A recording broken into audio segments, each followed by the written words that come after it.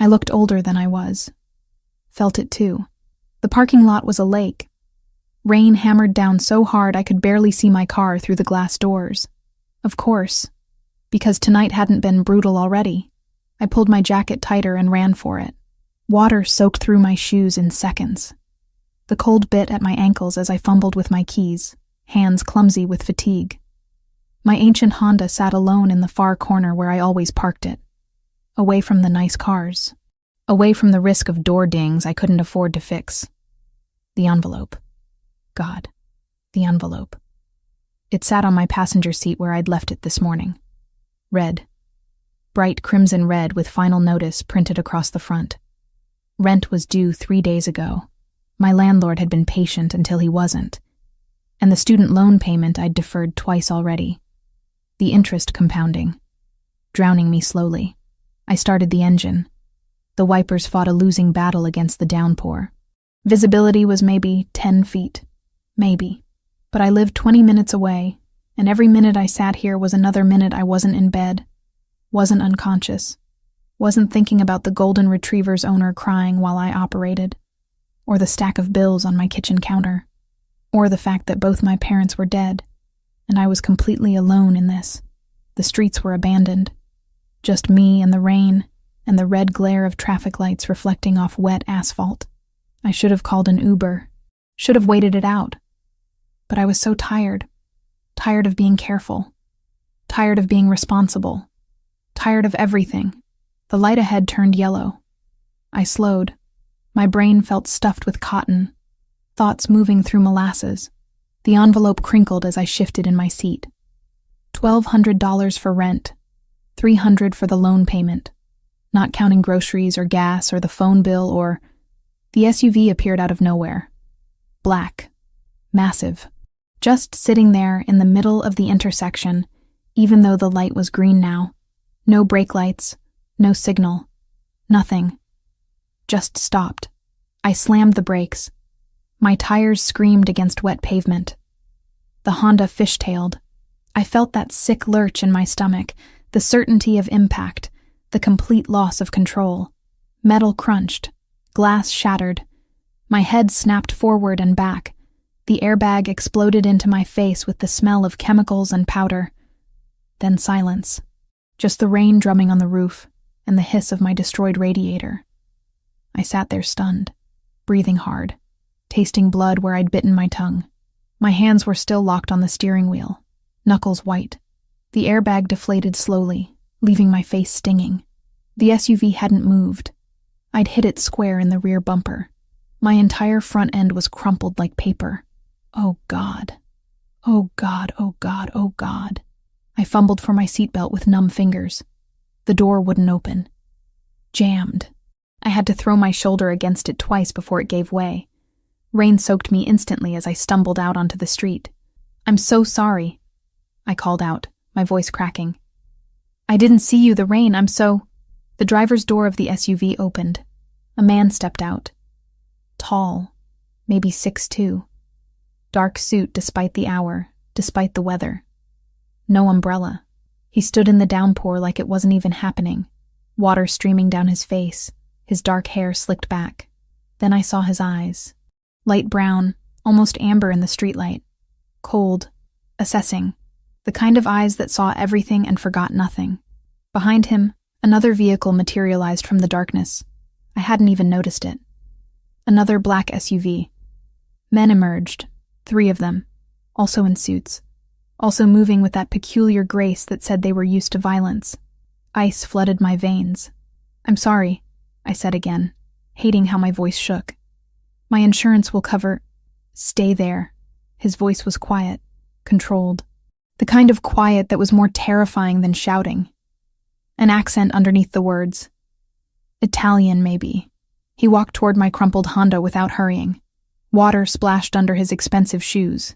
He crouched down near the front, examining the damage with the focus of a surgeon. Then his gaze swept the interior through the broken windshield. I watched him take inventory. The coffee cups. The scrubs I'd tossed in the back. The stack of medical journals on the passenger floor. My wallet. It must have fallen during impact. It lay on the asphalt, splayed open. my license visible in the glow of the headlights. He picked it up, studied it. His thumb traced over my address with careful precision. Amanda Wells. He read my name like he was memorizing it. 28, Oregon Street, veterinarian. His eyes flicked to my bloody sleeve. Long shift? I couldn't speak. Couldn't move. One of his men approached, murmured something I couldn't hear. The man in charge, the one holding my wallet, my entire life in his hands, nodded once. Is anyone hurt? I managed. I can call an ambulance. I'm medical. No ambulance. He stood, pocketing my license. Just taking it. Your car is totaled. I know. I'll call a tow. My men will handle it.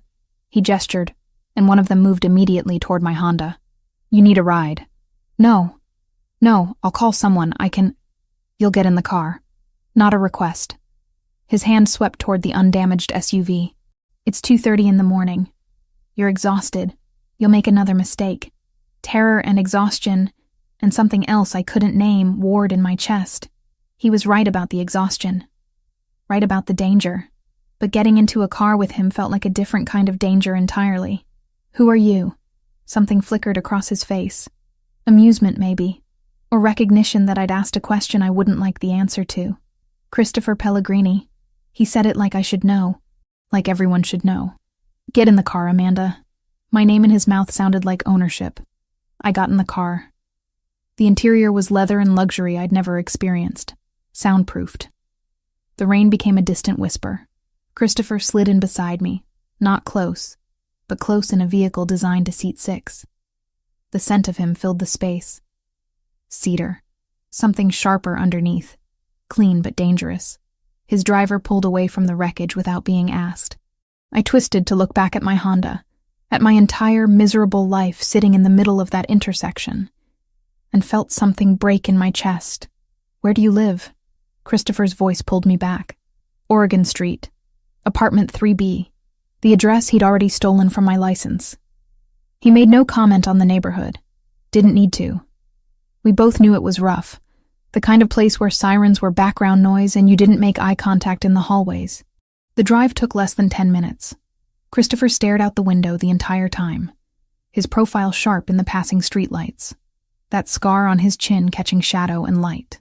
I should have said something. Should have asked what would happen next. If insurance would cover his damage. Why he'd taken my license. But exhaustion was winning. The adrenaline was wearing off. I was 28 years old, orphaned at 19, drowning in debt, and I'd just rear-ended someone who looked like he could make me disappear with a phone call. The SUV stopped outside my building. Christopher turned to face me fully for the first time. Those amber eyes cataloged every detail of my face. You owe me now, Amanda. His tone was casual, conversational, absolutely terrifying. I'll decide when and how you repay that debt. The insurance, this has nothing to do with insurance. He reached across me, close to open my door. His arm brushed mine. Go inside. Lock your door. Don't make me regret letting you walk away tonight. I scrambled out into the rain. The SUV was gone before I reached my building's entrance. I stood there dripping, shaking, watching the taillights disappear into darkness. Inside my apartment, I locked the door, chained it. Then I pulled out my phone with trembling hands and searched Christopher Pellegrini. The results made my blood freeze. Pellegrini family, import business, construction contracts, waterfront property. And underneath all the legitimate-sounding descriptions, the truth everyone knew but no one said. Organized crime. 3 generations of power built on violence and control. I just hit the car of a man who owned half this city, and he knew exactly where I lived. 3 days. I lasted 3 days before he came back. The clinic was quiet at 2 in the morning. Just me and Dr. Reeves handling overnight emergencies. A cat with a urinary blockage. A beagle that ate chocolate. Normal problems. Fixable problems. Problems that didn't involve men who could make people disappear. I'd been useless since the accident. Jumping at shadows. Checking over my shoulder. My car sat in some impound lot somewhere, totaled, and I'd been taking the bus to work. 3 transfers. 2 hours each way. But I couldn't afford a new car, and Christopher Pellegrini still had my license. The door chimed. I looked up from inventory sheets, expecting maybe a panicked pet owner. Instead, I got him. Christopher walked in carrying a Doberman that was bleeding all over his shirt. The dog's breathing was shallow, rapid. Its eyes rolled back in pain. Blood matted the black fur along its ribcage. Back room. Now. His voice had that same controlled quiet, the kind that made disobeying impossible. I didn't think. Training kicked in. I grabbed a gurney and wheeled it over. The Doberman whimpered as Christopher laid it down with surprising gentleness. His hands came away red. What happened? I was already moving, rolling the dog into surgical prep, assessing vitals. Gunshot. 20 minutes ago. No police. No records. My hands froze on the stethoscope. I looked at him. Really looked. His white shirt was ruined. Blood spatter across his jaw. But his eyes were calm, expectant, like this was perfectly normal. I need to report gunshot wounds. It's protocol. You need to save my dog. He stepped closer. Not threatening. Worse. Certain. Everything else is negotiable. The Doberman's breathing hitched. Lung puncture, maybe. Internal bleeding, definitely. This animal would die if I stood here arguing. Wait outside. I'm staying. Of course he was. I prepped for surgery while trying to ignore the fact that a crime boss was watching me scrub in. The bullet had entered below the ribcage, missed major organs by centimeters. Lucky. Or maybe whoever shot at him had bad aim. I worked fast. Located the bullet. Extracted it. Repaired the damage. Christopher stood against the wall the entire time. Silent as stone. But I felt his attention. The weight of it. Like every movement I made was being catalogued. Judged. The Doberman would live. I stitched the last layer and finally allowed myself to breathe. He'll need antibiotics, pain management, someone to monitor him for the next 48 hours. You'll do it. I pulled off my surgical gloves with more force than necessary. I have a job. Scheduled shifts. I can't just, I'll pay you. This isn't about money. Everything is about money, Amanda. He produced a wallet. Counted out bills without looking. Hundreds. So many hundreds. He set the stack on the counter between us. For tonight. For your silence. For understanding that some things are better left unquestioned. I stared at the money. Rent was due again in 2 weeks. The student loan company had called 4 times yesterday. That stack would cover both. Maybe even groceries that weren't ramen. I can't accept this. You already did. He was at the door before I could respond. When you operated without calling the police. When you saved Zeus instead of protecting yourself. You made a choice, Amanda. Now you live with it. Zeus. He'd named the dog Zeus. You said I owed you a debt. My voice came out smaller than I wanted. Is this it? Is this how I pay you back? Christopher paused, his hand on the door. A smile ghosted across his mouth. Not kind. Knowing. This is how you go deeper. The debt compounds. He glanced back at the Doberman, at Zeus, unconscious but stable on the table. I'll send someone for him tomorrow night. Take good care of my dog, Amanda. I'd hate for anything to happen that might make me disappointed. Then he was gone. Just like that, leaving me with a gunshot Doberman, a stack of cash, and the growing certainty that I'd crossed a line I couldn't uncross. Dr. Reeves found me an hour later, still standing in the surgical suite, staring at the money like it might bite. You okay? She was 60, had seen everything twice. Her eyes went to the cash, to Zeus, back to me. Amanda? Emergency walk-in, paid in advance. The lie tasted sour. I'm keeping the dog overnight for observation. She didn't believe me. I could see it. But she also didn't push. That's what working overnight emergency veterinary medicine taught you. Sometimes you didn't ask questions. Sometimes you just cleaned up blood and moved forward. I stayed with Zeus through the night. Monitored his vitals. Changed his IV. Stroked his head when he started to wake, confused and hurting. He had kind eyes. Trusting. The kind of dog that loved completely. No questions asked. Unlike his owner. By morning, Zeus was stable, alert, even attempting to wag his tail when I brought food. I should have been relieved, Should have called whoever Christopher sent to collect him and washed my hands of this entire situation. Instead, I counted the money, used half to pay my landlord, put the rest toward the minimum payment on my loans. The first payment I'd made on time in 6 months. It felt like signing a contract in blood. The car appeared the next morning. I walked out of my apartment building headed for the bus stop, and there it was. My Honda. Perfectly repaired. Better than repaired. The dent in the passenger door I'd been living with for a year? Gone. The cracked windshield? Replaced. New paint. New tires. A key sat on the dashboard. Just sitting there, like it had always been mine. I stood on the sidewalk, staring. Pedestrians flowed around me. Morning traffic rumbled past. The world kept turning while mine tilted sideways. He'd fixed my car. Not just fixed, improved. And he'd known exactly where I lived, where I parked, how to access it without me noticing. There was no note, no message, just the car, and the understanding that I now owed him twice over. I drove to work in silence, hands shaking on the wheel. The interior still smelled new, factory fresh, expensive. Nothing like the stale coffee and old upholstery I'd grown used to. A week passed. Zeus went home with a man who didn't give his name, just handed me a card with a phone number.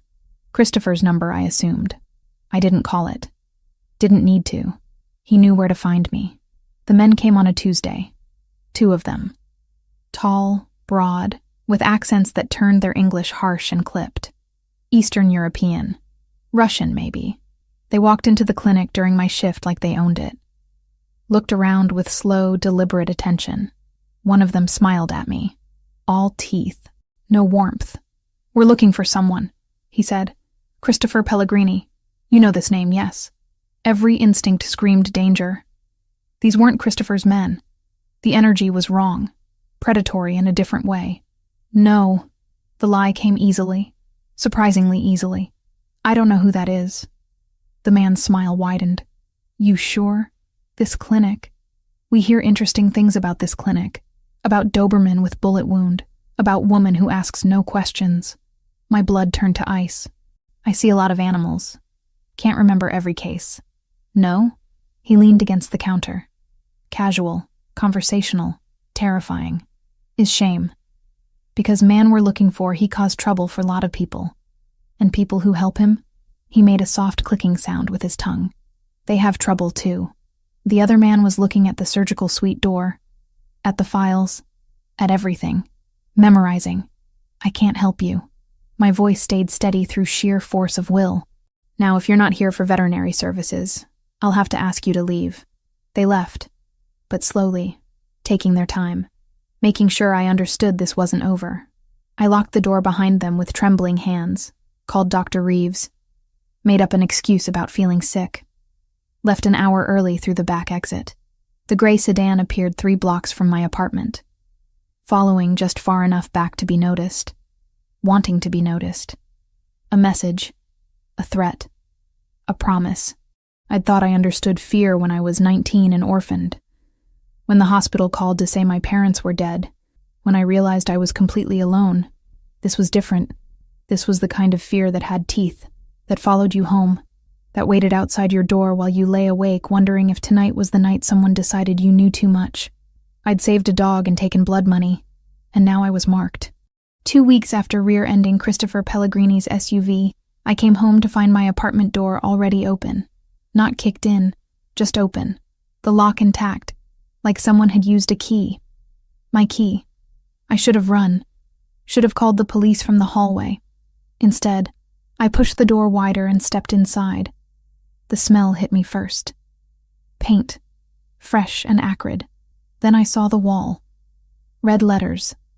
Dripping slightly where whoever had done this had used too much. The message was simple. Direct. Stay away from Pellegrini, or we finish this. My photographs were scattered across the floor, every single one torn precisely down the middle. Me at graduation. Me with my parents before they died.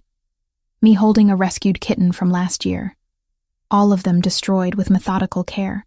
My hands went numb. The phone slipped from my fingers and clattered on the hardwood. Someone had been here, in my space, touching my things, leaving threats on my walls. The police took 40 minutes to arrive. 2 officers who looked bored before they even crossed the threshold. They took photos, asked questions I couldn't answer coherently, told me to change my locks and get a security system I couldn't afford. Probably just kids, the older one said, scratching notes on a pad that would go nowhere. Vandalism's up in this neighborhood. You should consider moving somewhere safer. They left me with a case number and zero comfort. I was sitting on my couch, staring at the ruined wall, when Christopher arrived. He didn't knock, just walked in like he owned the building. 3 men flanked him, all wearing the same dark suits, the same alert expressions. One immediately started photographing everything. Another began checking the windows. Christopher stood in the center of my destroyed living room, amber eyes cataloging every detail. His jaw was tight. A muscle jumped beneath the scar on his chin. "How did you know?" My voice sounded distant. Disconnected. "I have people watching." He moved to the wall, studying the paint. Not well, apparently, since they didn't stop this. "You've been watching me?" He turned. "You became my responsibility the moment you saved Zeus. Did you think those men who came to your clinic were selling Girl Scout cookies?" The memory crashed back. The Russians with their sharp smiles and sharper questions. The gray sedan that had followed me home. Bakiri. Christopher said the name like a curse. "Albanian syndicate. They want territory I control. Have wanted it for 6 months. Your leverage now. A pressure point." I thought back to the men in the clinic. My sleep-starved brain had filed their vowels under Russian, maybe. I'd been wrong. Close enough to be dangerous. Wrong enough to miss how far this reached. "Because I operated on your dog?" Hysteria bubbled up. "I'm a veterinarian. I'm nobody. I don't know anything about your business, about territories, about... You know me." He stepped closer. "That's all that matters to them. They'll use you to get to me, hurt you to hurt me, kill you to send a message." The room tilted. I sat down hard on the couch. "The police are useless." No hesitation. Just fact. Bakiri own half the precincts in this city. The report you filed, it's already buried. The next morning I called the precinct with my case number. "No record under that file," the clerk said after a too long pause. Internal Affairs never returned my email. By the end of the week, even the building camera request had gone missing. The message was clear. Whatever this was, I'd been erased before I finished spelling my name. "Those officers who took your statement? They'll forget your name by morning." I looked at my shredded photographs. At the wall screaming threats in red paint. What am I supposed to do? "Pack." Christopher gestured to one of his men. "You have 2 hours. Essentials only. You're moving." "Moving where?" "Somewhere safe. Somewhere they can't reach you." He crouched down to my level, forcing eye contact. "This isn't negotiable, Amanda. You stay here, you die. Probably slowly. Definitely painfully. They'll make sure I know about it. I have a job. I have a life. You have a target on your back." His voice went soft. "Dangerous. And you put it there the moment you chose not to turn me in. The moment you took my money. The moment you lied to those men about knowing me. You're in this now. All the way." He was right. I hated that he was right. But the alternative was pretending I was safe. Pretending those men wouldn't come back. Pretending the red paint on my wall wasn't a countdown to violence. I packed in a daze. Clothes, toiletries, the few photographs that weren't destroyed. Christopher's men moved through my apartment like ghosts, checking for bugs, for cameras, for evidence of how deep the breach went. The drive took 30 minutes into the suburbs I'd only seen from the highway. Houses gave way to estates. Estates gave way to compounds hidden behind walls and gates. Christopher's property made my entire apartment building look like a garden shed. Stone walls, 12 feet high. Cameras every 20 yards. Men in casual clothes with radio earpieces positioned at intervals that looked random but definitely weren't. The gate required a code, a fingerprint scan, and visual confirmation before it would open. The house itself was modern. All clean lines and dark wood and windows that were definitely bulletproof. It sprawled across manicured grounds, 3 stories of controlled luxury that screamed both wealth and fortress. West wing. Christopher led me through a foyer with ceilings that soared. Third door. Your suite, private bathroom, lock from the inside if it makes you feel better. The suite was bigger than my entire apartment. King bed, sitting area, bathroom with a soaking tub, everything in shades of cream and soft gray. Beautiful. Sterile. A gilded cage. I can't live here. You'll adjust. Christopher set my bag down. Rules are simple. You don't leave without escort. You don't tell anyone where you are. You don't make contact with anyone I haven't cleared. You work your scheduled shifts. My men drive you. They wait. They bring you back. What am I? A prisoner? You're alive. He moved to the door. That's more than you'd be if I left you in that apartment. Remember that when you start feeling trapped. The first week was suffocating. I woke in that enormous bed disoriented every morning. Went to work with a silent man named Frank, who drove like every intersection might hide assassins. Worked my shifts while he waited in the parking lot. Came back to the mansion and retreated to my suite like a ghost haunting someone else's life. Dr. Reeves noticed. You look exhausted. Everything okay at home? Renovation issues. The lie tasted sour. Staying with a friend until it's done. She didn't push. I was grateful. Christopher was rarely there. I'd see him in passing, coming back late, leaving early, always in those dark suits, always with that contained energy that suggested violence held on a leash. We didn't speak, didn't need to. The house staff treated me with careful courtesy, like I was something fragile, something temporary. Zeus found me on day 5. The Doberman appeared in the hallway while I was wandering, restless and trapped. He limped slightly still, healing from the gunshot wound I'd repaired, but his tail wagged when he saw me. Recognition. Joy. I sat down on the marble floor and he came immediately, pressing his head against my chest. I buried my fingers in his fur and finally, let myself cry. For my destroyed apartment. For the life I'd lost. For the debt I could never repay. When I looked up, Christopher was standing at the end of the hall, watching. His expression unreadable in the low light. He remembers you, Christopher said quietly. Dogs don't forget kindness. I didn't respond. Couldn't. Zeus licked my face, and Christopher turned away, leaving me alone with the only creature in this fortress who didn't see me as a problem to be solved.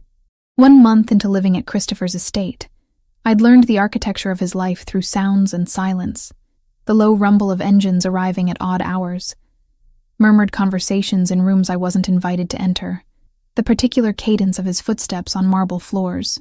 Confident, measured, nothing wasted. I could tell his mood by how he closed doors.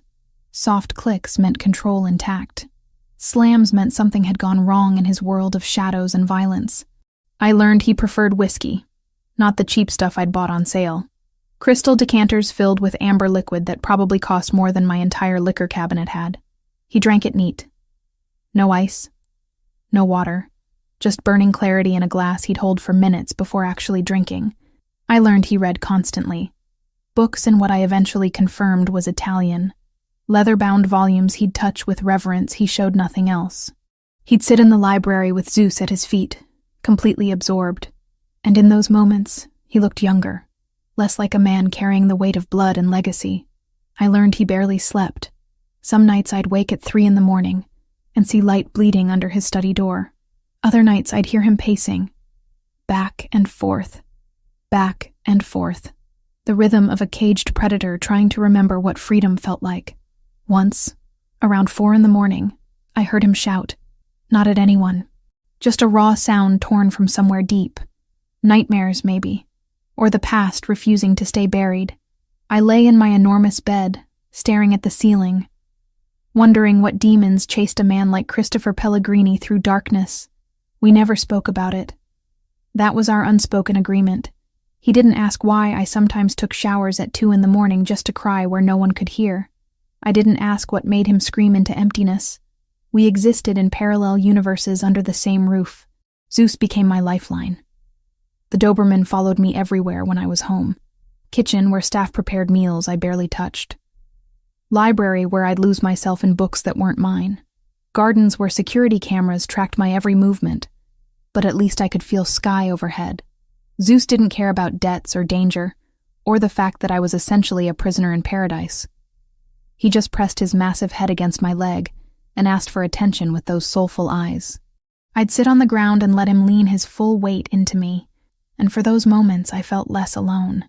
Christopher noticed. He always noticed everything. I'd catch him watching me with Zeus, something unreadable flickering across his face before he'd deliberately turn away, like witnessing that connection hurt somehow. The dinners were torture disguised as civility. The house staff insisted on serving meals in the formal dining room when Christopher was home. 20-foot table, 18 chairs. Just the two of us at opposite ends like strangers pretending at normalcy. "You can eat in your room if you prefer," Christopher said one evening, cutting into perfectly prepared steak with surgical precision. "No one requires your presence here." I pushed food around my plate. Expensive food I couldn't taste past the anxiety coating my tongue. I'm not hiding in my room like a child. Most people find meals with me uncomfortable. I'm not afraid of you. His knife paused mid-cut. Those amber eyes lifted to mine, held, assessed. "You should be. Most people are." "Well, I'm not most people." Something flickered in his expression. Amusement, maybe. Or recognition. "No, you're definitely not." The tension between us was becoming impossible to ignore. Little moments that meant nothing and everything simultaneously. His hand brushing mine when he passed the salt shaker. The way his gaze would linger when he thought I wasn't looking. How we'd both reach for the coffee pot at the same time during breakfast and freeze, too close, breathing the same air before one of us would retreat. It was dangerous. I knew it was dangerous with the same certainty I knew fire burned. He was 35 years old and had built an empire on violence.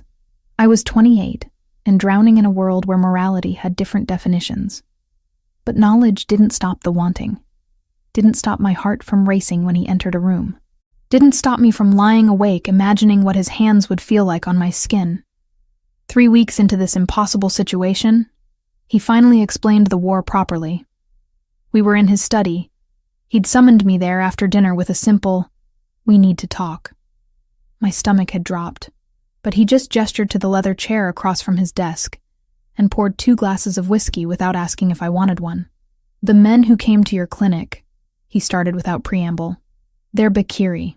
Albanian syndicate that's been pushing into territory my family has controlled for 3 generations. I accepted the glass he offered. The whiskey burned going down, but I was grateful for it. Why target me? Because they're smart. They know direct confrontation with me costs more than they can afford, so they look for pressure points. He leaned against his desk, close but not crowding. 2 of my dock workers were killed last month.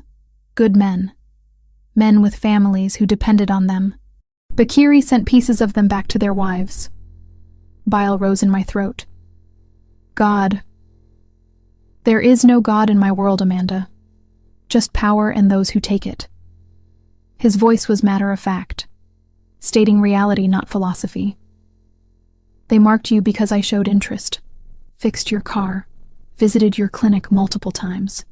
In my world, that signals value, and value becomes leverage. So this is because you were nice to me. The absurdity stung. I'm in danger because you paid for car repairs? You're in danger because you existed near me. Because you made choices that tied you to me whether you understood the consequences or not. He swirled the whiskey in his glass. You saved Zeus.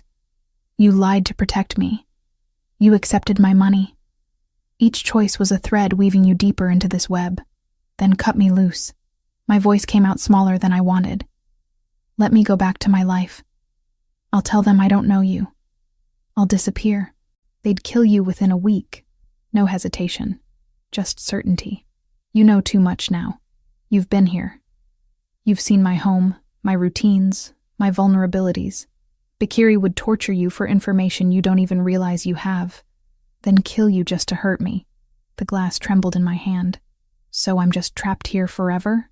Until the war ends. He drained his whiskey in one swallow. Set the glass down with deliberate care. One way or another, it will end. But until then, yes. You're trapped. I'm sorry for that. Genuinely sorry. but not sorry it means keeping you alive. Thunder rumbled outside.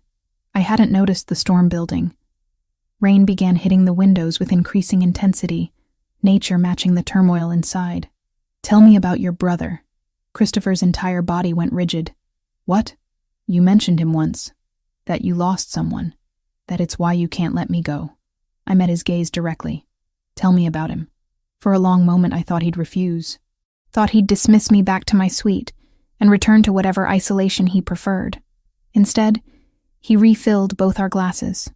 Luca was 22, youngest of 3 brothers. He was supposed to go to law school, supposed to be the legitimate face of the family business. Christopher's voice went flat, emotionless in a way that screamed of pain buried deep. He trusted someone he shouldn't have. A friend, someone we thought was loyal. That friend sold him to our enemies for $50,000 and a promise of protection. What happened? They took 3 days to kill him. Made sure we knew every second of it. By the time we found his body, he was unrecognizable. Christopher's hands flexed around his glass. I was 27, supposed to be protecting him. Instead, I was so focused on expanding territory, on proving myself worthy of leadership, that I missed the threat inside our own organization. The grief in his voice was raw, ancient but still bleeding. "That wasn't your fault, wasn't it?" He finally looked at me. I should have seen it. Should have known. Should have protected what mattered instead of chasing power I already had. After Luca died, I swore I'd never care about anyone outside this life again. Never give enemies that kind of opening. Never fail to protect someone again. But you climbed out of a wrecked car and apologized for the accident even though you were terrified. You saved Zeus without asking questions. You looked at me like I was human instead of monster. His voice dropped. And now I can't stop thinking about what happens when this ends. When you leave. When I have to watch you walk away because keeping you means destroying you. My heart hammered against my ribs so hard I thought he'd hear it. "What do you want from me, Christopher?" The question hung between us. Heavy, dangerous, inevitable. He closed the distance in 2 strides, crowded me against the bookshelf without actually touching. So close I could feel heat radiating from him. Smell cedar and whiskey and something darker underneath. Want. Need. Hunger held on the thinnest leash. "Things you shouldn't give," he murmured, voice rough. "Things that would destroy what little goodness you have left. Things that would mark you as mine in ways you can't imagine and tie you to this world forever." I'm not fragile. My hands fisted in my lap to keep from reaching for him. I'm not going to break. You say that now, but you don't understand what being mine actually means. The violence, the paranoia, looking over your shoulder for the rest of your life, knowing that enemies will always see you as the easiest way to hurt me. His hand came up slowly, cupped my face with surprising gentleness. "You deserve better than that. Better than me. Maybe I don't want better. Maybe I'm tired of safe and empty and alone." The truth spilled out. My parents died when I was 19. Car accident. Drunk driver crossed the center line. I was in my 2nd year of nursing school. Suddenly I was completely alone with debt and grief, and no clue how to survive it. Christopher's thumb traced my cheekbone. Barely touching. Devastating anyway. I've been surviving ever since. Just surviving. Working 80-hour weeks until I'm numb. Existing instead of living. Going through motions because stopping means facing how hollow everything became. I met his eyes. "You want to know why I'm not running? Because at least here, even trapped, even scared, I feel something real. Even if it's wrong. Even if it ends badly. At least I'm not just surviving anymore. Amanda." My name in his mouth sounded like prayer and curse combined. "Tell me you don't feel this too. Tell me I'm imagining it and I'll go back to my room and we can pretend this conversation never happened." "I can't." His forehead pressed against mine. "God help me, I can't." He kissed me like a man drowning, like I was air and salvation and damnation all at once. Soft at first, questioning, then deeper when I responded, my hands finally giving in and fisting in his shirt, pulling him closer, closing any distance remaining between us. He tasted like whiskey and want and decisions we'd both regret. His hand stayed gentle on my face even as the kiss turned desperate, like he was terrified of breaking me. like I was something precious instead of just another complication in his complicated world. When we finally pulled apart, we were both breathing hard. His hands were shaking slightly where they held my face. Mine were trembling where they gripped his shirt. "This is a mistake," he whispered against my lips. "Probably the worst one I've ever made.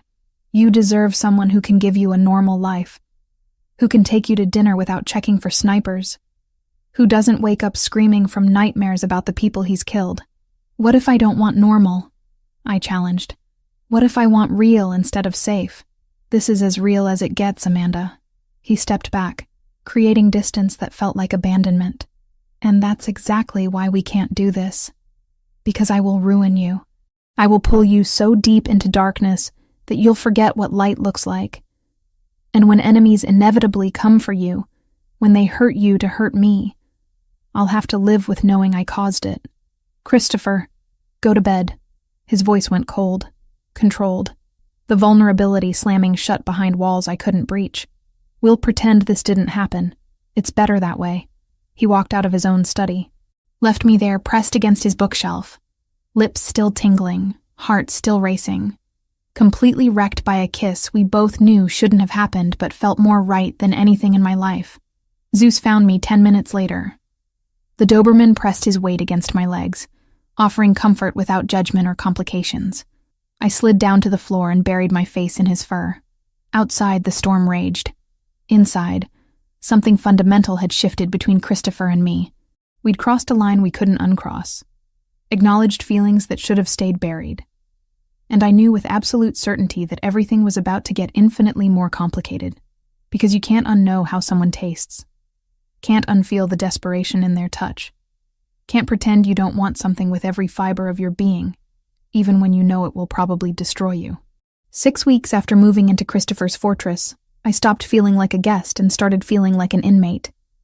The gilded cage was still a cage no matter how comfortable the bars. I was leaving the clinic at 3 a.m. when everything went wrong. Frank was driving. Same route we always took. Same silent professionalism he always maintained. I was half asleep in the back seat, my head resting against the window, thinking about the chocolate lab I'd just operated on. Bloat. We'd caught it in time. The dog would live. I didn't see the first vehicle until it was too late. Black sedan, no plates. It came out of nowhere and slammed into Frank's side of the SUV. The impact threw me sideways. My seatbelt locked painfully across my chest. The world tilted and spun.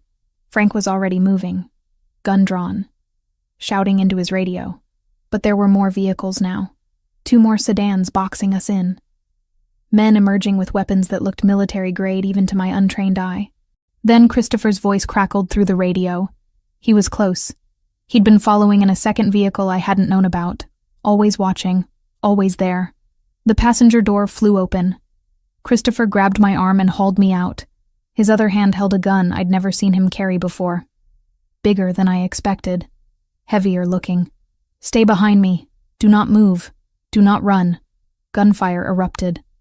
The sound was nothing like movies. Sharper. More violent. It echoed off buildings and car metal and made my ears ring instantly. Christopher fired back. Calm. Methodical. Like this was a Tuesday.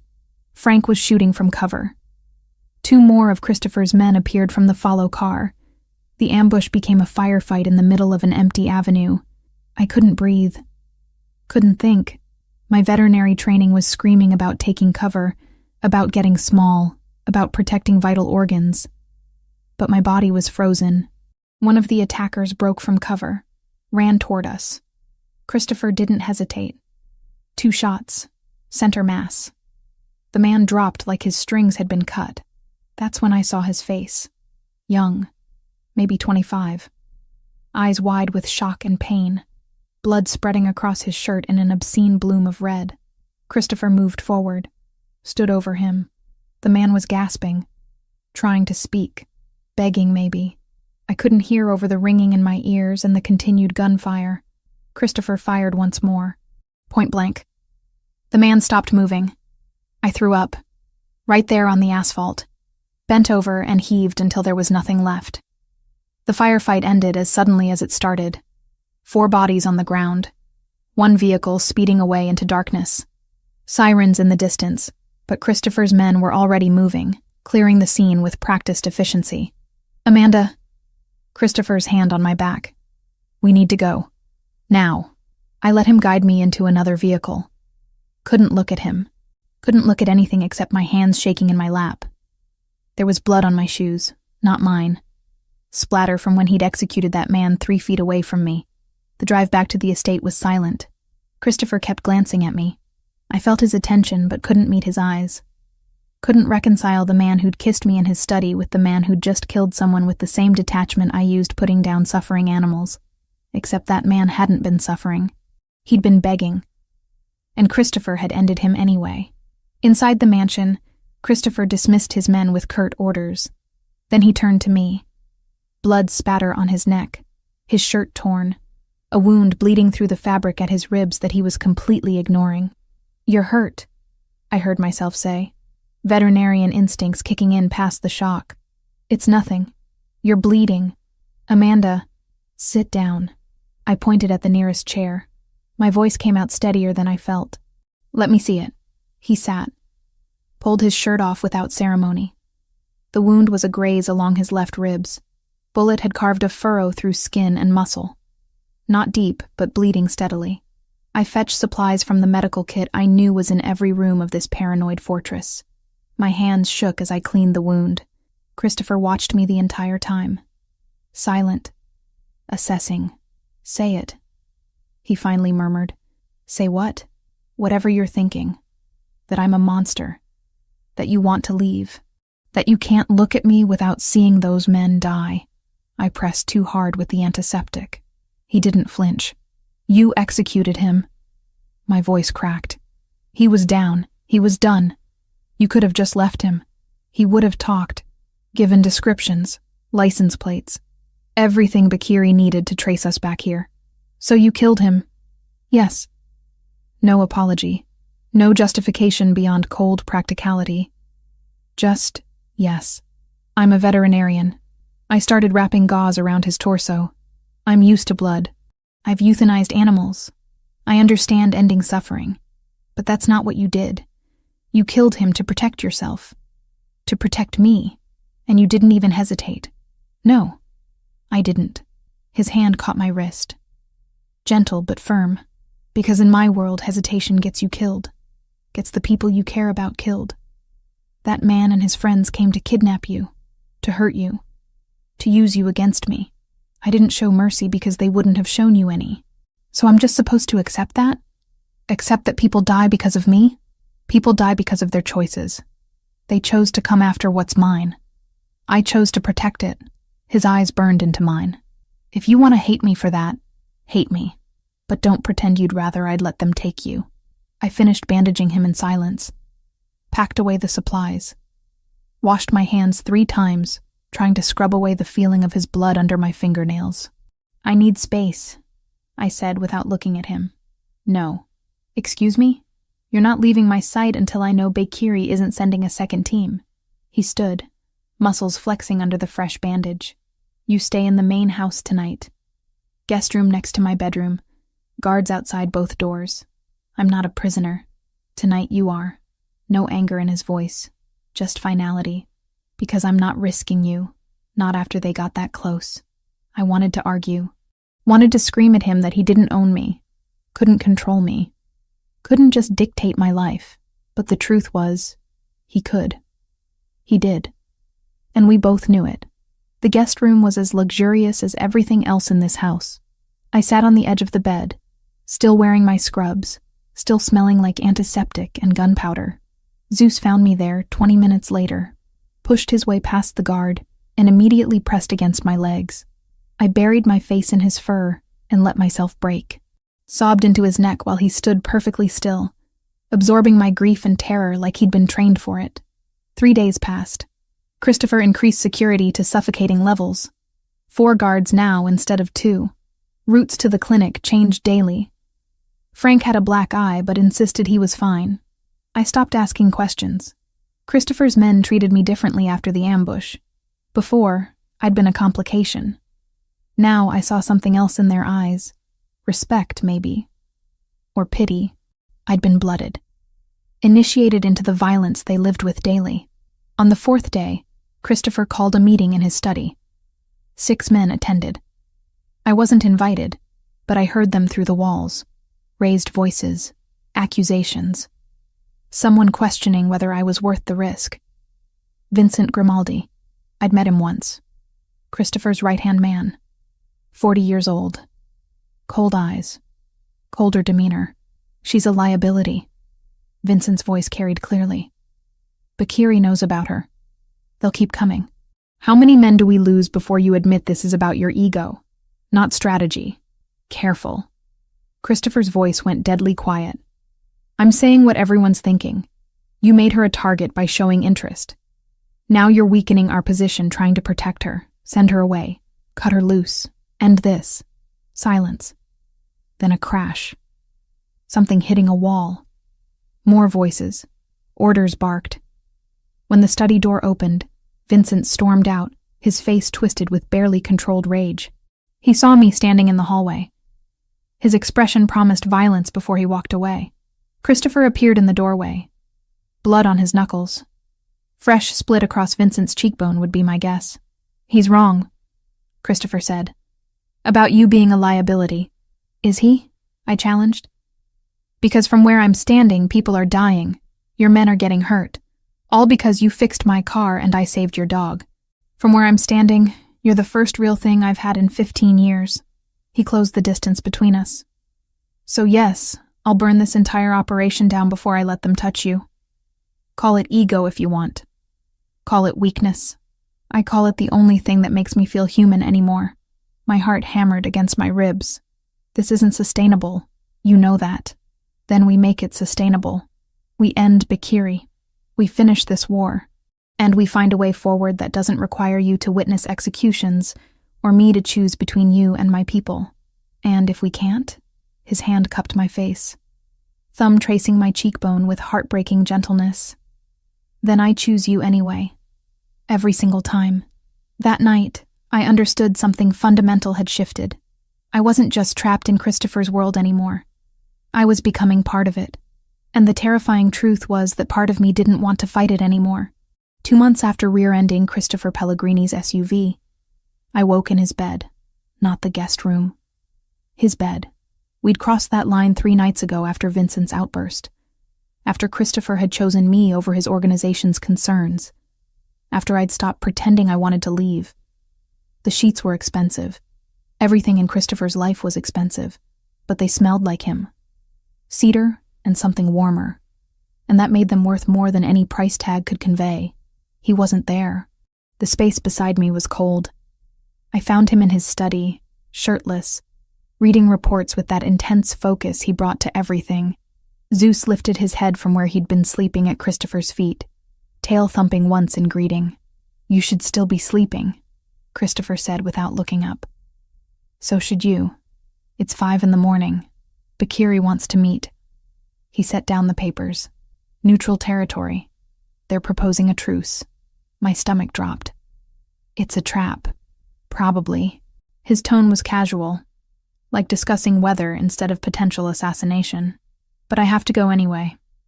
Show weakness now and this war drags on another year. Then don't go. Send someone else. I don't ask my men to do things I won't do myself. He finally looked at me. Those amber eyes tracked every detail of my face. That's how you keep loyalty. By bleeding alongside them when it matters. I moved around his desk. Stood between his legs where he sat. His hands found my hips automatically, pulling me closer. This intimacy was still new. Raw. Every touch felt significant in ways I couldn't articulate. When? Tonight. 8 o'clock. Warehouse district. Public enough that outright violence would draw attention. Private enough for real conversation. His thumbs traced circles on my hip bones through the shirt I'd stolen from him. I'll have 20 men positioned within 2 blocks. Another 10 inside. If it goes bad, we're prepared. And if they're more prepared, then you inherit a very complicated estate and several offshore accounts. He said it like a joke. It wasn't. There's a safe in the library. Combination is your birthday. Everything you need is inside. Passports. Cash. Instructions for... I kissed him to shut him up, hard, desperate. He responded immediately, standing, lifting me onto his desk without breaking contact. Papers scattered. Neither of us cared. When we finally pulled apart, I pressed my forehead against his. You're coming back. Yes. Promise me. Amanda. Promise me, Christopher. His hands cupped my face with heartbreaking gentleness. I promise. I'll come back to you. Always. The day dragged. I went to work. Operated on a cat with a bowel obstruction. Sutured a dog who'd tangled with barbed wire. Mundane emergencies that felt surreal when I kept checking my phone, counting down hours until Christopher walked into potential ambush. Frank drove me home in silence. He knew. Everyone knew. The entire organization was holding its breath. Christopher left at 7:30. Dark suit, no tie. Gun holstered where I could see it, and at least 2 more I knew he carried hidden. He kissed me at the door, slow and thorough, like memorizing the taste of me. I'll be back by midnight. I watched the convoy disappear down the drive. Then I did what I'd never allowed myself to do before. I went to his study, opened that safe with my birthday as combination, stared at the contents that represented Christopher preparing for his own death. 3 passports with my face and different names. 50,000 in cash. Deeds to properties I'd never heard of. A letter with my name on it in his handwriting. I didn't read it. Couldn't. Reading it felt like accepting he might not come back. Zeus found me there at 9 o'clock, pressed against my legs. We sat on the floor together, him with his head in my lap, me counting minutes and praying to gods I'd stopped believing in when my parents died. The convoy returned at 11:47. I heard the engines. Ran to the window, counted vehicles, all of them accounted for. Christopher emerged from the lead SUV, whole, alive, scanning the grounds with that perpetual vigilance before his eyes found me in the window. The relief almost knocked me over. He came inside, dismissed his men with curt orders, found me standing in the foyer, shaking, tears streaming down my face that I hadn't realized I was crying. Hey, he crossed to me in 3 strides, pulled me against him. I'm here. I'm okay. I promised, didn't I? I hit his chest. Once. Hard. Don't ever do that again. Can't promise that. Then take me with you next time. I'd rather die beside you than wait here wondering if you're already dead. Something in his expression cracked. He kissed me. Fierce. Claiming. Then swept me up and carried me upstairs like I weighed nothing. We made love differently that night. Not the desperate collision of our first times. Slower. More intentional. Like we had time now. Like we'd both stopped pretending this was temporary. Afterward, lying tangled together, he told me about the meeting. Bakiri offered 50-50 split of the port operations. They keep their routes. We keep ours. Peaceful coexistence. What did you say? No. I offered them $2 million to leave entirely. Compensation for whatever investments they'd made. Clean break. They refused? They countered with $3 million and maintained presence. I walked away. His fingers traced patterns on my spine. This doesn't end with compromise. It ends with one of us controlling everything, or both of us destroying each other trying. So we're back where we started. Not quite. He shifted to look at me. They're nervous. Bakiri himself looked older than his file photos. Tired. This war is costing him more than he expected. He'll either escalate soon or fold. We just need to survive whichever choice he makes. I pressed closer to him. Tell me something true. Something you've never told anyone else. Christopher was quiet for so long, I thought he wouldn't answer. Then, my father used to beat my mother. Every night he drank, which was most nights. She'd hide us in the basement. Me, Luca, our older brother Antonio. We'd hear it through the floorboards. The sounds, her crying after. My heart broke. Christopher. When I was 12, I tried to stop him. He broke 3 of my ribs and told me real men don't cry. Antonio was 15. He went after him with a kitchen knife. Father took it away, used it on him instead. Antonio survived, but he was never the same after. Left the family at 18. I haven't seen him in 20 years. That's why you became this. I touched his face, to never feel powerless again. That's why I became a monster. There's a difference. His eyes held mine. I'm not a good man, Amanda. I've killed people who probably didn't deserve it. I've hurt families, destroyed lives, built an empire on suffering I tell myself is necessary, but probably isn't. And yet you rescued animals with Zeus. You protect people under your command. You've never once made me feel unsafe even when I should. Because you're different. How? Because you make me want to be the man I might have been if my father hadn't beaten humanity out of me. He pulled me closer. You make me remember what softness feels like, what trust means, what it's like to care about something more than survival and power. I kissed his jaw, his chin, that scar I'd memorized. Tell me something else. Like what? Like what you want. Not for the organization, not for survival. What do you want for yourself? Christopher was silent again. Then, I want to watch you work in a clinic that's yours. Not the emergency place where you're overworked and underpaid. Your own space. Built exactly how you want it. I want to come home to you every night and not wonder if someone's going to use you to hurt me. I want normal, even though I've never had it and don't know what it looks like. Tears pricked my eyes. That's the most romantic thing anyone's ever said to me. It's not romantic. It's selfish. I'm asking you to build a life with a man who might die violently any day, who brings danger everywhere he goes, who will never be safe or simple. I don't want safe or simple. I want you. Exactly as you are. Broken parts and all. I kissed him. My parents died when I was 19. I spent 9 years being alone, working until I couldn't feel anything. Surviving but not living. You've made me feel alive again. That's worth more than safety ever could be. He made love to me again. Tender this time. Like I was something precious instead of just desired. And somewhere between heartbeats and gasped breaths and whispered promises, I understood we'd crossed a threshold we couldn't return from. I was his, and he was mine. And whatever came next, we'd face it together. The clinic felt different that night. 3 months after rear-ending Christopher's SUV, 3 months of living in his fortress, and I was suffocating under layers of protection that felt more like burial. I need space, I told him over breakfast. Just a few hours at work without guards hovering, without feeling watched every second. Christopher's jaw tightened.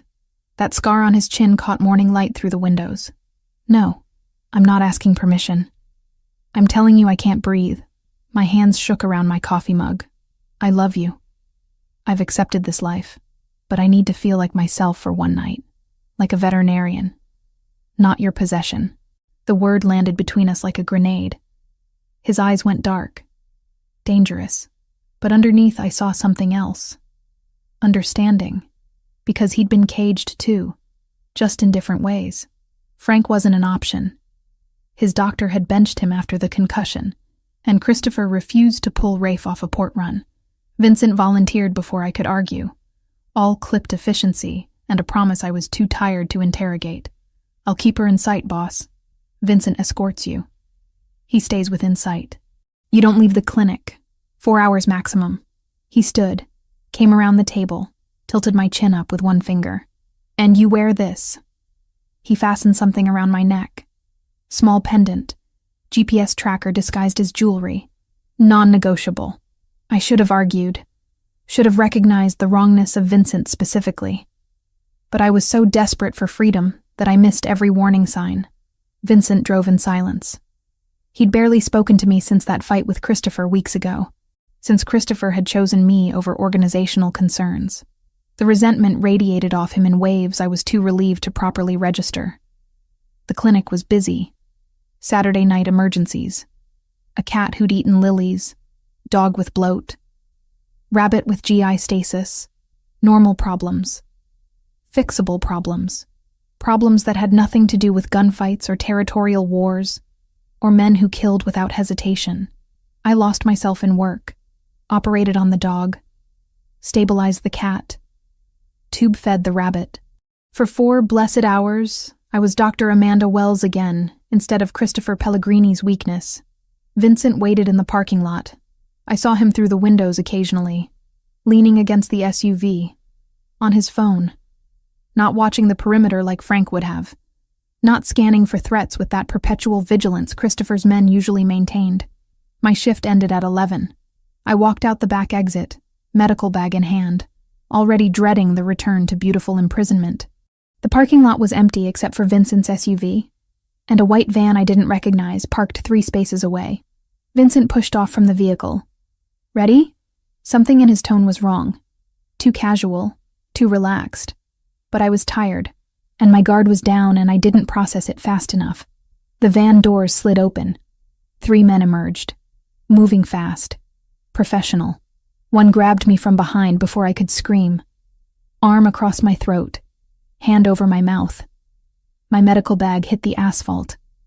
I fought, kicked backward, connected with someone's shin, bit down hard on the hand covering my mouth, tasted blood. A sharp pain exploded across the back of my head and everything went sideways. When I could focus again, I was zip-tied to a chair in darkness. Concrete floor, metal walls, the smell of rust and ocean salt. Warehouse, port district maybe. My head throbbed where they'd hit me. Blood dripped down my neck. The pendant Christopher had given me was gone. They'd ripped it off. He'd be tracking empty pavement right now. Vincent walked in. No surprise on his face, no concern, just cold assessment. "You knew."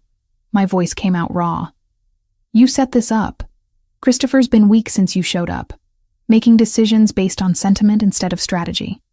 He crouched in front of me. "Bakiri offered me territory, real power. All I had to do was deliver you. He'll kill you for this. He'll try. But Bakiri promised protection. New identity.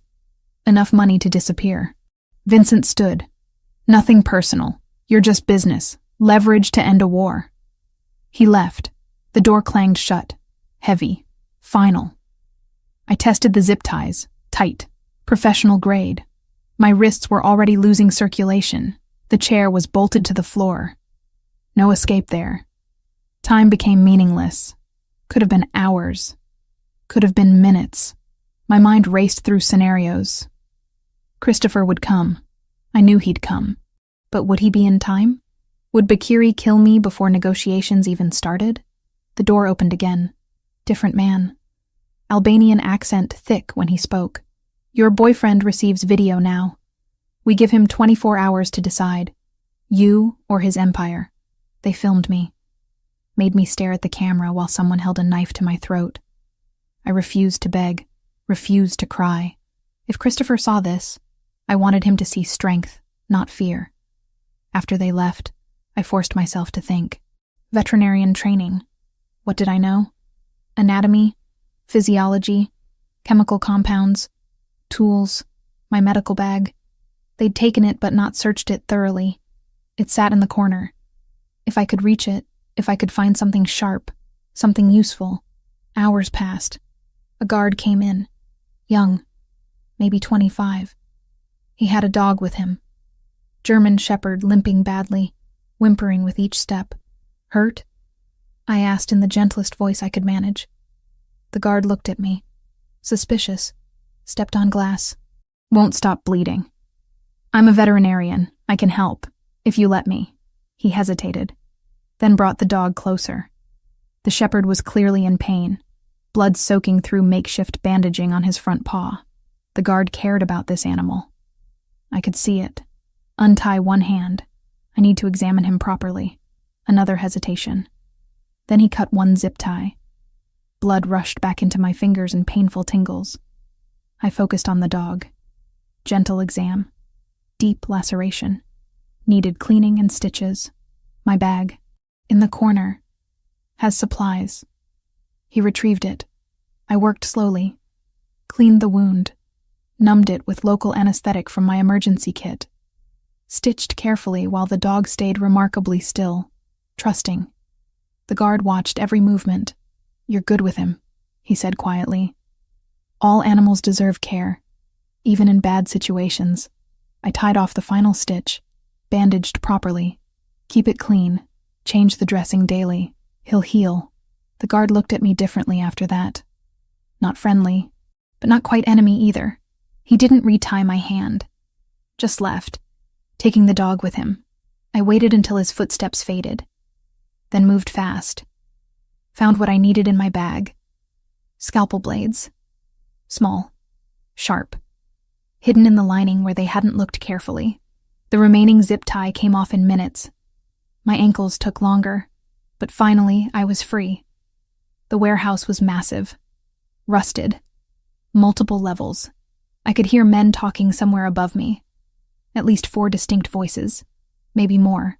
No way to fight through them. No phone to call for help. I found a corner. Made myself small. And waited. Because I knew Christopher. Knew he wouldn't negotiate. He'd come with violence and fury and every resource at his disposal. The attack began at 4:17 in the morning. I knew the time because someone shouted it when the first explosion rocked the building. Gunfire erupted, screaming. Chaos. I stayed hidden, heart hammering, praying Christopher's men would reach me before Bikiris decided I was more valuable dead. The door to my room blew inward. I screamed before recognizing the silhouette. Christopher, covered in blood, gun in each hand, eyes wild until they found me. Amanda. I ran to him, crashed into his chest. His arms came around me, crushing tight while gunfire continued outside. We need to move. Stay behind me. Do exactly what I say. The warehouse was hell. Bodies on the ground, men fighting hand to hand. The stench of gunpowder and blood thick enough to choke on. Christopher moved through it like a predator.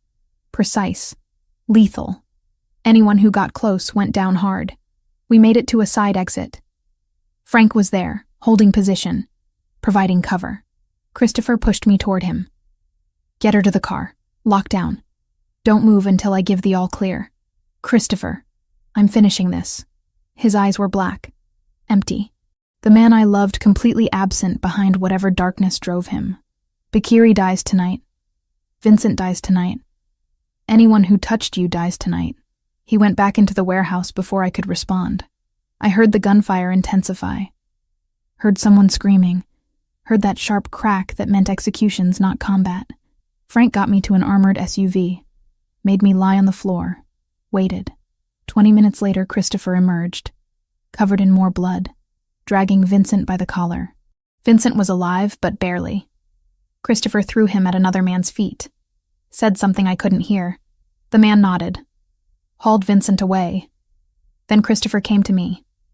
Opened the door. Pulled me out. Held me so tight I couldn't breathe. He's dead. Bikiri's dead. It's over. I clung to him, shaking. Vincent, we'll wish he died tonight. But death's too quick. Too easy. He betrayed family. Christopher's voice was empty. Final. That requires something slower. I didn't ask what he meant. Didn't want to know. Just pressed closer to the only solid thing in a world gone violent. We drove home as dawn broke. Christopher held my hand the entire way. Neither of us spoke. What was there to say? I'd been kidnapped. He'd waged war. We'd both survived. But something fundamental had shifted again. I'd seen the absolute depths of what Christopher was capable of, and I'd contributed to my own rescue using skills meant to heal. We were both covered in blood, both changed by violence, both alive when we shouldn't be, and somehow, impossibly, that was going to have to be sufficient foundation for whatever came next. 3 weeks after the warehouse massacre, I woke to find Christopher standing at the window, staring at nothing. The nightmares had started for him. Not every night, but often. He'd wake gasping, reaching for weapons that weren't there, fighting battles that existed only in memory. I never mentioned it. Just held him until the trembling stopped, until he remembered where he was, and that the war was finished. The aftermath was brutal in ways I hadn't anticipated. Vincent's betrayal had exposed cracks in Christopher's organization. Loyalties questioned. Alliances tested. 3 more men were removed quietly, their treachery discovered too late to prevent damage, but early enough to stop total collapse. I didn't ask what happened to them. Some questions had answers I didn't want living in my head. The Bikiri syndicate had fractured after their leader's death. Some scattered back to Europe. Others tried negotiating with Christopher for scraps of territory. He showed no mercy. Within 2 weeks, the Albanian presence in the city had been completely erased. Christopher consolidated power with ruthless efficiency that should have terrified me. It didn't. Not anymore. I'd seen too much. Become too complicit. Crossed too many lines to pretend moral superiority. But the physical recovery was easier than the psychological. My wrists healed where zip ties had cut circulation. The concussion faded. Bruises yellowed and disappeared. My body returned to normal while my mind struggled to reconcile who I'd been with who I was becoming. Christopher never left my side those first weeks. Canceled meetings, delegated responsibilities, just stayed. We didn't talk much, didn't need to. His presence was enough. Solid. Real. Proof that we'd both survived. On the 3-week anniversary of my kidnapping, I made a decision. I'm going back to work. Christopher looked up from his breakfast, studied me with those amber eyes that saw too much. You sure? I need to feel useful, normal, like myself again. I reached across the table, took his hand. I can't stay locked in this house waiting for the next threat. That's not living. That's just existing. He nodded slowly. Security stays. Frank drives you. 2 guards minimum. Non-negotiable. I know. I did know. Would always know. This was the price of loving him. But I need this. Please. Then you'll have it. His thumb traced my knuckles. But not the emergency clinic. Somewhere else. Christopher. I bought the building on Maple Street. 3,000 square feet. Zoned for veterinary practice. It's yours. Set it up however you want. Hire who you need. I'll fund everything. I stared at him. You bought me a clinic? I bought you freedom. Within limits. Within protection. But freedom. He stood. Came around the table. Crouched beside my chair. You've given up everything for me. Your independence. Your safety. Your entire life. Let me give you something back. Let me give you the career you deserve. Tears blurred my vision. That's the second most romantic thing you've ever said to me. What was the first? That you'd burn your empire for me. His hand cupped my face. I would. I will. If it ever comes to that choice again, you win. Every single time. 3 months later, I stood in my clinic. My clinic. With my name on the door. Dr. Amanda Wells, DVM. Specializing in emergency care and rescue rehabilitation. The space was exactly what I'd imagined. Modern equipment, surgical suite that rivaled hospitals, comfortable waiting area, office where I could actually do paperwork without feeling like I was suffocating in someone else's space. Christopher had spared no expense, but he'd also respected every choice I'd made. Hadn't tried controlling the design or hiring. Just provided resources and stepped back. I hired 3 technicians and a receptionist. Good people with solid experience who didn't ask too many questions about why 2 armed guards were always present. The neighborhood learned quickly that this veterinarian had protection. No one bothered us. No one dared. The work saved me. Saved us. Gave me purpose beyond being Christopher Pellegrini's weakness. I was a veterinarian again. Healing animals. Saving lives. Making a difference in ways that had nothing to do with organized crime. Christopher would visit sometimes. Usually late. After his own work finished. He'd sit in my office and watch me do paperwork. Zeus at his feet. Content just being near me. You're happy here, he observed one night. I am. I looked up from inventory lists. Thank you. For understanding what I needed. You've changed me, Amanda. Made me want things I never thought possible. Normalcy. Peace. A life that isn't just violence and survival. He paused. Marry me. The question stunned me into silence. Not because you're obligated. Not because you're in too deep to leave. Because I love you. Because I can't imagine waking up without you beside me. Because you're the only good thing I've ever created. He pulled a ring from his pocket. Simple. Elegant. A sapphire surrounded by diamonds. Marry me and make me believe I'm worth redemption. Yes. The word came out choked by tears. Yes, I'll marry you. He slid the ring on my finger. Perfect fit. Like everything with us. Unlikely. Complicated. Absolutely right. The wedding happened 4 months after my kidnapping. Small ceremony in Christopher's gardens. maybe 30 people, his remaining trusted men, a few of my co-workers who'd become friends. Dr. Reeves cried when she hugged me, the kind of fierce, relieved tears only people from the night shift understand. I slipped an envelope into her hand later, the first donation to the hardship fund she'd always wanted for Tex. Anonymous, I said. She didn't ask from who. No family for either of us. We were both orphans in different ways. I wore champagne silk. Not white. White felt dishonest given everything we'd done, everything we'd become. Christopher wore a dark suit. No tie. His gun conspicuously absent for the first time I'd witnessed. The vows were simple, traditional. We promised forever, knowing forever in our world had no guarantees. Promised faithfulness, while acknowledging we'd both killed to protect what we had. Promised love despite understanding love for us meant something darker, more complicated than normal people experienced. When Christopher kissed me as his wife, Zeus barked once. Approval from the dog who'd brought us together. The reception lasted hours. Men I knew had killed, for Christopher toasted our happiness with genuine warmth. I danced with my husband, while guards watched the perimeter and the sunset painted everything gold. That night, in his bed that was now our bed, Christopher traced the line of my spine with careful fingers. I never thought I'd have this. Have what? Peace. Someone who knows exactly what I am and stays anyway. A future that looks like more than just surviving the next war. He pressed his lips to my shoulder. Thank you for choosing me, for not running when you had the chance. I never had a choice.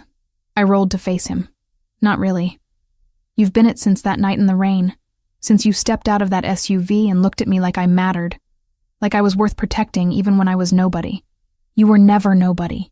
You saved Zeus. That made you everything. 6 months later, I woke to nausea that wouldn't quit. Christopher knew before I did. Had already called his doctor. Already prepared himself for the news that changed everything again. You're pregnant, the doctor confirmed. About 8 weeks. Christopher's hand found mine immediately. Squeezed so tight it hurt. When the doctor left, he pulled me against him and just held me. Silent. Shaking slightly. Are you afraid? I asked. Terrified. This world, this life. It's not safe for children. I've made enemies who would use our child to destroy us. Who would hurt